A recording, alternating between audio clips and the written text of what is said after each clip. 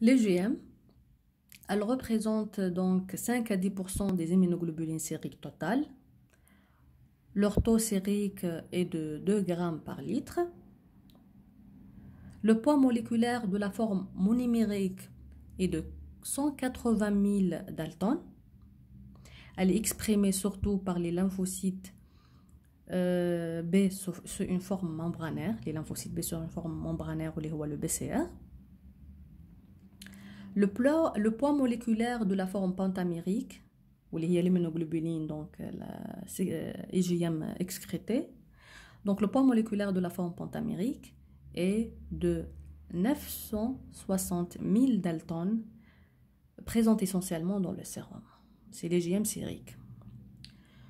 L'unité de base, un seul IgM monomérique, est constituée sur le modèle d'IgG par deux chaînes légères identiques, kappa ou lambda, et par deux chaînes lourdes identiques, mu. Et elle comporte 5 domaines.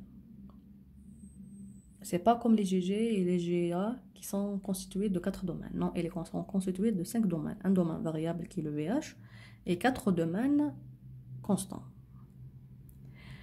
Les 5 unités monomériques sont disposées de telle façon que leur région FC soit au centre de pentamère et que les fragments alphabets soient à la périphérie. Ils sont liés entre eux par des ponts des sulfures et par une chaîne J, analogue à celle retrouvée sur les IgA dimériques ou les IgA sécrétoires.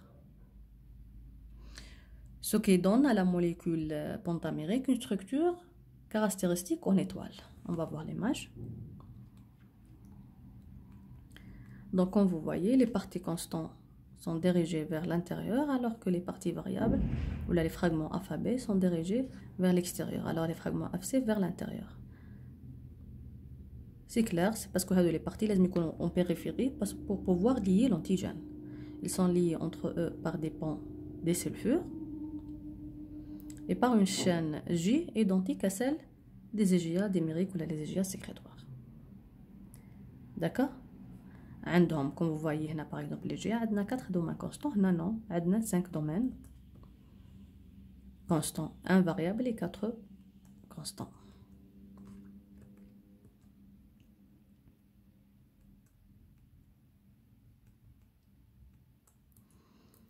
Les fonctions effectrices des IgM. Les IgM apparaissent précocement au cours de la vie fœtale et sont les premiers anticorps à être synthétisés lors de la réponse immunitaire humorale primaire. On a déjà parlé de ça. La première réponse, la réponse primaire, elle est toujours à IgM. C'est la première classe qui est sécrétée, toujours, peu importe la réponse. Assurant donc une immunité plus efficace par rapport aux autres immunoglobulines, une raison de leur structure pentamérique. Parce qu'ils ont une structure pentamérique, donc il assure une immunité plus efficace. Parce qu'ils ont 10 sites possibles de liaison pour l'antigène.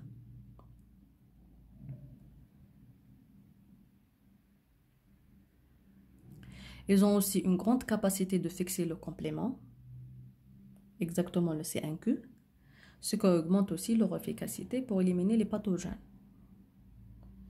Donc, grâce à cette fonction, ils sont les mieux qui activent le complément par rapport à l'IgG. C'est grâce à cette pentamérique et cette site de liaison. Et aussi, donc, ce sont les plus efficaces aussi contre l'antigène. À la la valence. La valence, la valence, elle est due au nombre de sites de liaison. Chaque fois qu'il y a un nombre de sites de liaison plus important, ça veut dire que la valence, elle est plus importante. Elles sont donc confinées essentiellement dans le compartiment intravasculaire, assurant des fonctions donc différentes. On a les anticorps naturels qui sont donc présents, même sans la présence de l'antigène, donc même en absence d'antigène, qui ont les anticorps type anti-A et anti-B des groupes sanguins. Par exemple, une personne qui est de groupe sanguin B, عنده les anticorps anti-A, malgré il n'est pas mis en contact avec l'antigène A. C'est pour ça qu'on l'appelle les anticorps naturels. Naturellement, ils sont produits par notre organisme sans la rencontre de l'antigène. On n'a pas besoin d'une transfusion par un sang sanguin de groupe A pour produire des anti-A. On a les anti-A naturellement. Moi, je parle, c'est une personne, par exemple, de groupe B. Une personne de groupe B a des anti-IgA, même sans contact avec un sang de groupe A. Une personne de groupe A, oui, a des anti-B sans qu'il se met en contact avec le sang B, sans subir une transfusion. Mais juste entre parenthèses, l'antiresus, l'anti-D, non, il faut une transfusion. Il faut en contact avec le sang pour produire ces anticorps. On n'a pas des anti-D ou l'antiresus naturel. Mais anti-A ou l'anti-B naturel, oui, sont en contact avec l'antigène pour la première fois. Donc, elles sont confinées essentiellement dans le compartiment intravasculaire. Elles ont des fonctions donc, différentes. Donc, elle agit par les anticorps naturels anti-A et anti-B des groupes sanguins. Elle a aussi les anticorps M1 contre les pathogènes. C'est comme les GG et les GA. Donc, c'est la même fonction que les G et les GA. Elle a des IgM anti-pathogènes. Et on a aussi donc les autres anticorps. Bien sûr, c'est dans le cadre maladie. C'est dans la pathologie. C'est pas un rôle, donc un bon rôle, c'est le mauvais rôle. Les autres anticorps, on a le facteur rhumatoïde et les agglutinines froides. Le facteur rhumatoïde, c'est un IgM anti-IgG. Donc notre IgM est dirigé contre, il constitue de complexes M1 avec les IgG de soi. Les agglutinines froides, ce sont des IgM qui se complexent au froid. Lorsqu'il y a le froid, ils vont s'agglutiner entre elles pour construire à la base même les agglutinines froides. Même ils donnent des pathologies.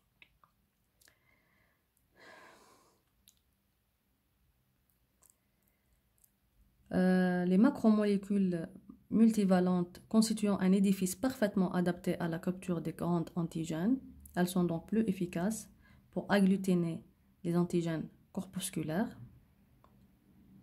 provoquer la neutralisation et activer le complément par la voie classique. On a déjà parlé de ça.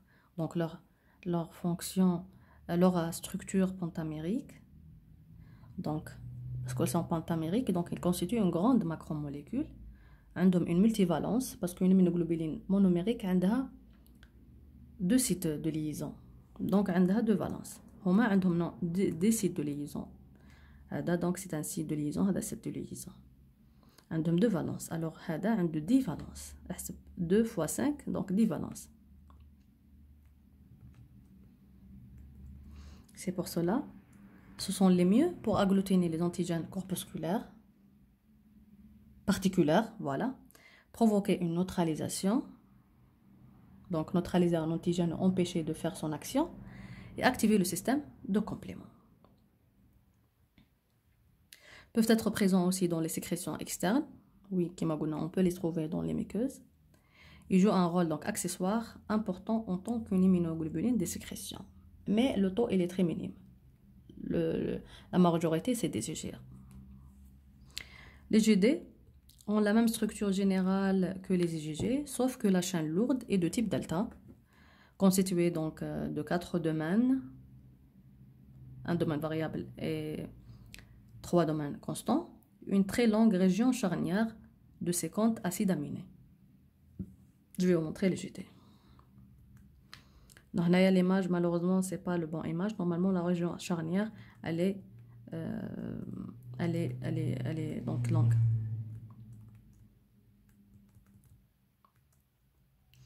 Elle est donc une région charnière très longue, constituée donc de 50 acides aminés. Le poids moléculaire est de 180 000 daltons. Le taux sérique il est vraiment faible, de 25 à 40 mg par litre. moins de 1% des immunoglobulines sériques. La demi-vie, elle est courte, très courte, de 3 jours. Elle ne fixe pas le complément et ne passe pas à travers la barrière placentaire. Les fonctions effectrices des EGD, donc les EGD sont présents à la surface des lymphocytes B de son périphérique, donc elles constituent le BCR avec les IgM de surface. Les récepteurs spécifiques par lesquels ces cellules reconnaissent les antigènes. On parle de BCR. Donc c'est ça leur fonction. Donc leur fonction jusqu'à maintenant, ils ont reconnu comme fonction que la fonction de l'IgD membranaire. Jusqu'à maintenant, on ne connaît pas la fonction de l'IgD sécrétée. On connaît que l'IgD, la preuve, le taux excrété, il est très minime. Donc il est de 25 à 40 mg par litre. Les GE, elle est de structure similaire aux autres immunoglobulines avec deux chaînes légères kappa ou lambda et deux chaînes lourdes de type epsilon. La chaîne epsilon possède comme les chaînes mu, yani dans l'IgM, 5 domaines, dont un variable et 4 constants. Le poids moléculaire est de 190 000 daltons. Ils sont présents dans le sérum à une concentration très faible. Même les yeux, la concentration est très faible. La demi-vie, elle est courte, elle est de 2 à 3 jours, ne fixe pas le complément et ne passe pas à travers la barrière placentaire. Ils ont un rôle dans les manifestations allergiques, exactement l'hypersensibilité de type 1. Ils ont un rôle cytotoxique qui contribue à la destruction immune des parasites par le biais des PN, des polynucléaires eosinophiles. Donc, comme vous voyez, la demi-vie elle est de 2-3 jours parce que leur rôle majeur est joué par leur fixation sur les récepteurs. Il faut savoir que les GE-HADO, s'ils vont rester libres, ils vont être dégradés dans les 2 à 3 jours. Mais lorsqu'ils vont être liés à leur récepteur, qui est le récepteur de fragments FC de l'EGE,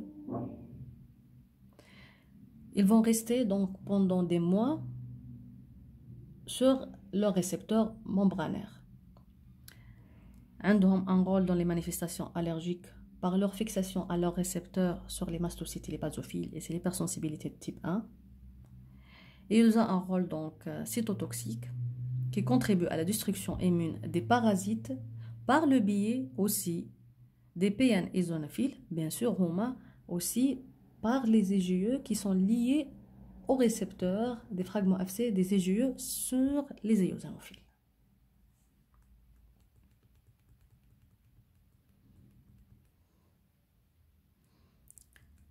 L'ontogénie des immunoglobulines, il faut savoir que la production, on va parler d'abord de la production d'anticorps chez le fœtus. Le fœtus est capable de synthétiser assez tôt certaines classes d'immunoglobulines.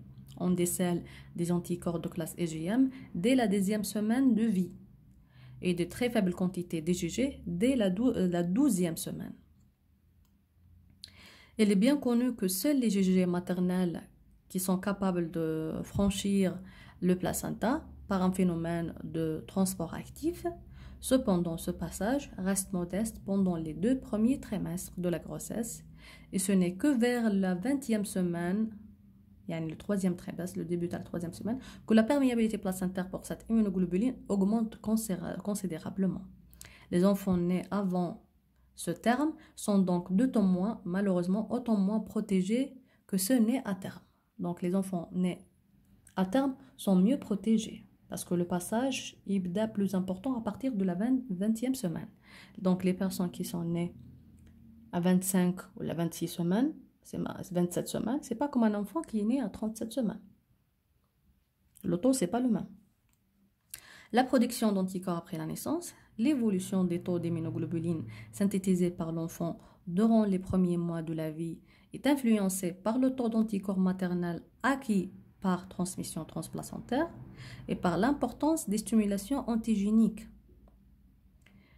Tant de la flore saprophyte que de la flore pathogène qu'il est appelé à rencontrer. Donc je répète, l'évolution du taux d'immunoglobulines synthétisés par l'enfant durant les premiers mois de vie est influencée par le taux d'anticorps maternel acquis par transmission placentaire. Il faut savoir au cours des premiers vies, lorsque je vais doser les immunoglobulines à l'enfant, à le nourrisson, je vais doser ses propres immunoglobulines ainsi que les immunoglobulines de la maman. Moi, je ne peux pas différencier la maman et l'enfant. Lorsque je vais doser les GG, je vais doser les GG de l'homme, de l'enfant, de le nourrisson et de la maman. Donc, lorsque le taux est transmis par la maman, il est élevé, donc on a un bon ton. Parce qu'au cours des premiers vies, le taux la synthèse elle est importante. Donc, la majorité, je vais doser le taux maternel. Si par exemple il est né progressivement, bien sûr le taux va être minime par rapport à diminué par rapport à une personne qui est née à terme. Donc c'est pour cela le taux d'anticorps maternel acquis par transmission transplacentaire dépend donc. Le dosage il dépend de ce point important où le passage placentaire. Le deuxième c'est le nombre et la quantité les stimulations antigéniques. Il faut savoir l'enfant il va subir des stimulations.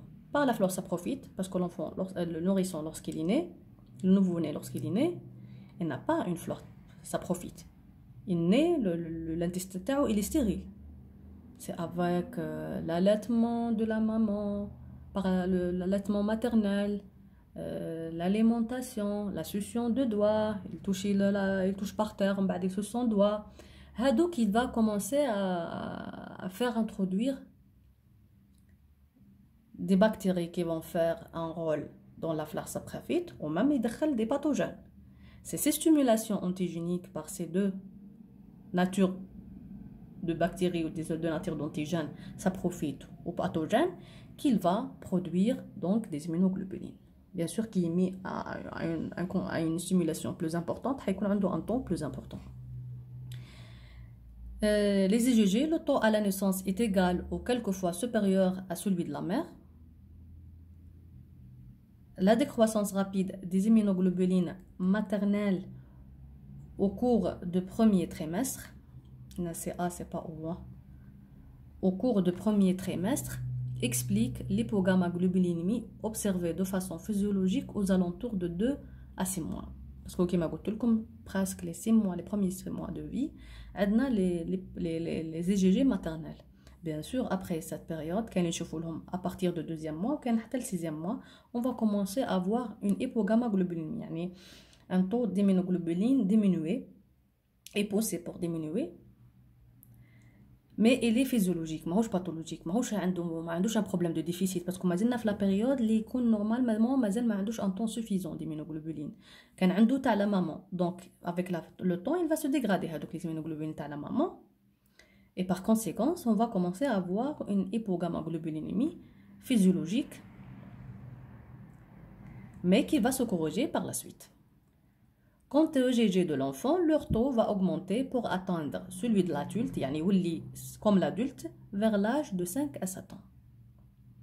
Ou même vers l'âge de 2 ans. Quand des enfants vers l'âge de 2 ans, on peut avoir le taux à l'adulte, mais gardez en tête, jusqu'à 5, 7 ans, pour que l'enfant peut rejoindre le taux à l'adulte. Ou les entre 8 et 16 grammes par litre pour les GG. Les GM, le taux augmente régulièrement depuis la naissance pour atteindre celui de l'adulte vers l'âge de 2 à 3 ans. Donc si, comme vous avez remarqué au début, dans les laboratoires, lorsqu'on interprète le dosage des immunoglobulines, on prend en compte l'âge. Pour les GG, après 5 ans, pour que je prends le taux à l'adulte. Avant, lazim يكون عندي le taux selon l'âge. Pour les IgM, jusqu'à l'âge de 3 ans. Avant, lazim l'interpréter selon l'âge. Ça veut dire le taux, il varie selon l'âge. Après 3 ans, c'est l'âge, le taux à l'adulte. Pour les GM, pour les GG, c'est après 7 ans. Pour les GA, il faut savoir qu'elle est beaucoup plus lente dans sa croissance. Et le taux d'adulte, il n'atteint que la puberté, jusqu'à presque 10 à 12 ans.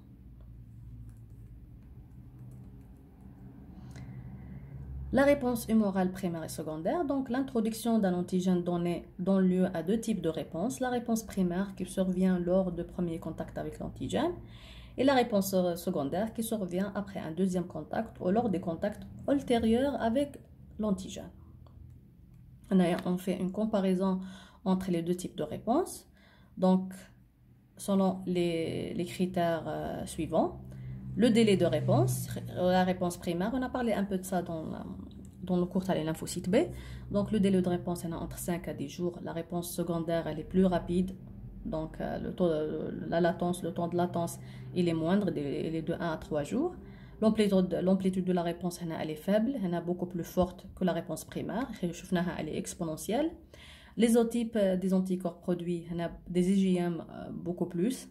Mais le type secondaire, on a prédominance des IgG, mais dans certaines conditions, on peut avoir des IgA ou les IgE. Bien sûr, selon la nature, si nous sommes par exemple devant un parasite, bien sûr, on va avoir un IgE. Ou là, devant un antigène qui nécessite des IgA, on va avoir des IgA, bien sûr.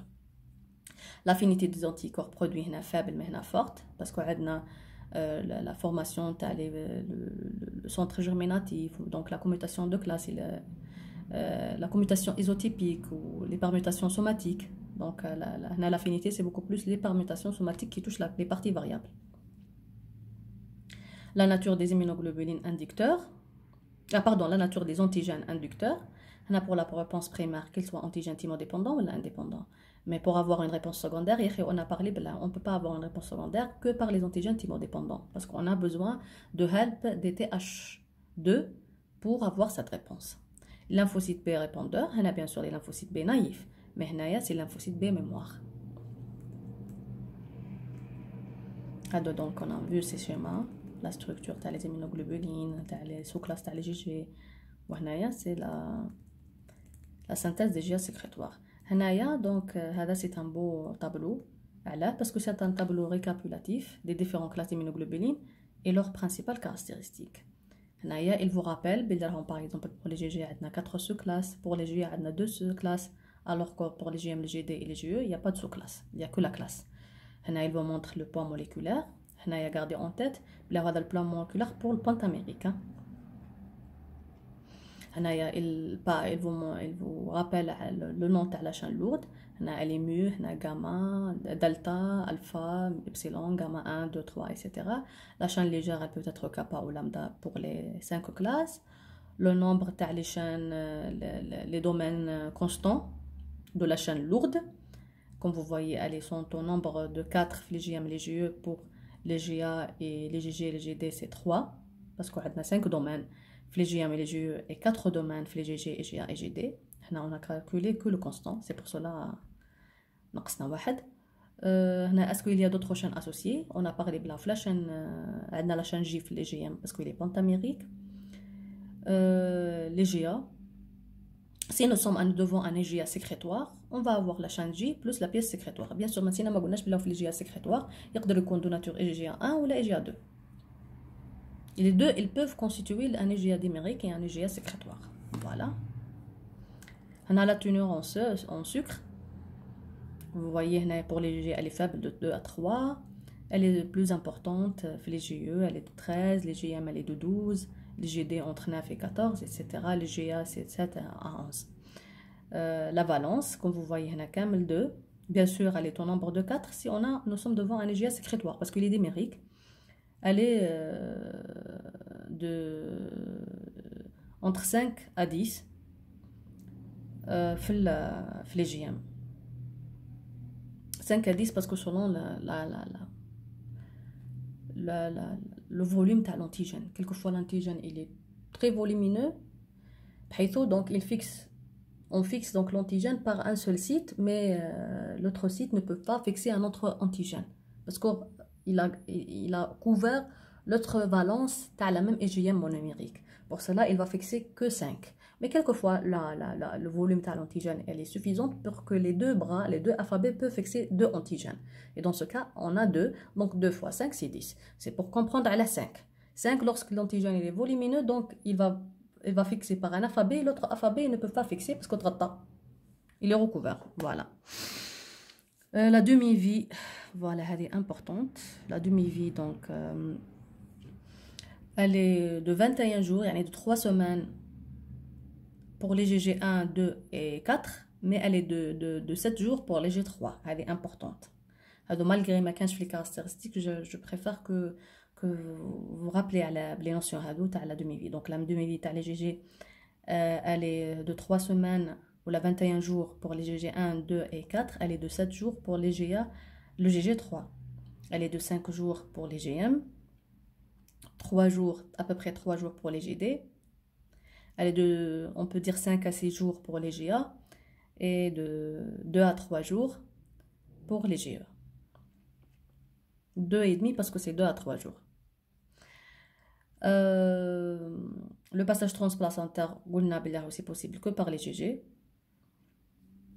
L'activation complément, on a dit qu'elle se fait par les GM et les GG 1, 2 et 3. Le reste, c'est non. Là, c'est un beau tableau donc, qui va vous aider à rappeler de plusieurs caractéristiques des immunoglobulines.